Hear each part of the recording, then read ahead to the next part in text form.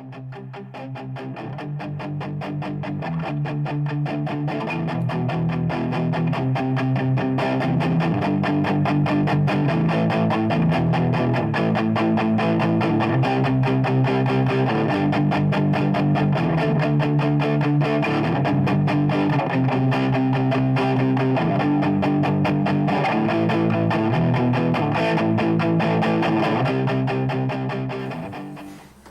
everyone, hope you're having a good day. Today is day 2 of week number 3 here in the month of August.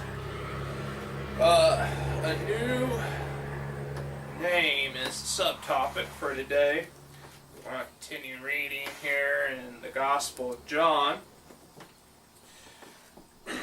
Our verses for today are verses 40 through 42 in John chapter 1. We're going to go ahead and kick off by reading those.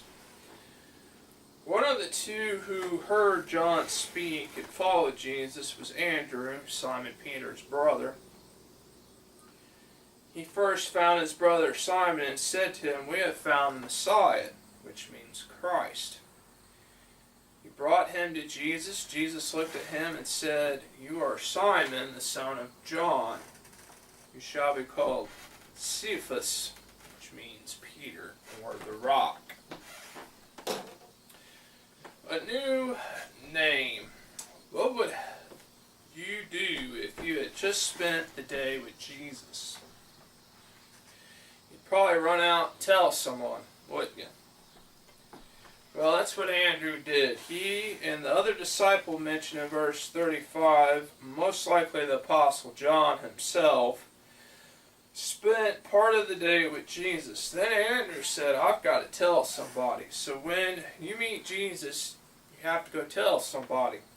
Andrew had only been with Jesus for a few hours, and he felt that he just had to be a witness after just a few hours with Jesus. He hadn't been to a seminary, he hadn't been around Christians for years, but he had met Jesus, and that gave him something worth talking about. The tragedy for a lot of Christians is that they did more talking about Jesus when they first got saved than they do now that their old hands around the divine coral. But Andrew didn't have that problem. See, this was all new to him. Jesus was a person and not a program.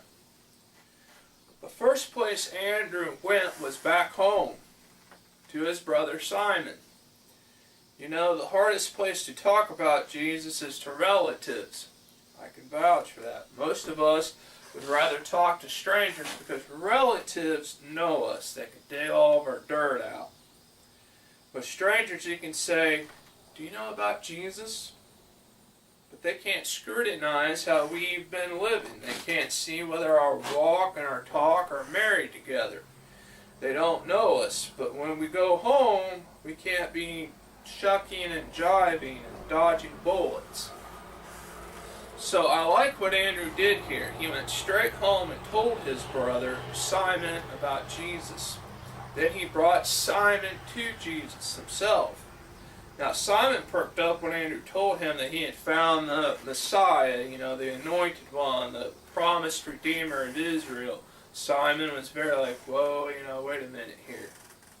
When Jesus met Simon, he changed his name to Peter.